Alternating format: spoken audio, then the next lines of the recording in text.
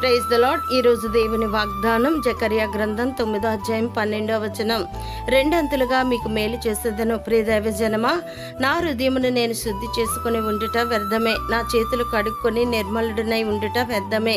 దినమంతయు నాకు బాధ కలుగుచున్నది, ప్రతి ఉదయమున నాకు శిక్ష వచ్చుచున్నదని కృంగిపోతూ ఉన్నారా? అయినప్పటికీ దేవుని కొరకు నిరీక్షణ కలిగి ఉన్నారా? అయితే బంధకములలో పడియుండి నిరీక్షణ గలవారులారా, రెండంతలుగా మీకు మేలు చేసేదనని నేడు మీ దేవుడు మీకు తెలియజేయుచున్నారు. ఎందుకనగా దేవుని ప్రేమించు వారికి, అనగా ఆయన సంకల్పం చొప్పున పిలవబడిన వారికి మేలు కలుగుటికి సమస్తమును సమకూడి జరుగుచున్నవని ఎరుగుదుము.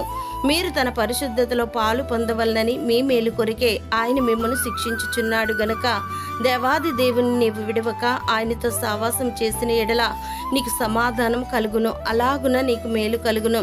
దేవుడు మిమ్మను దీవించునుగాక. ఆమెన్.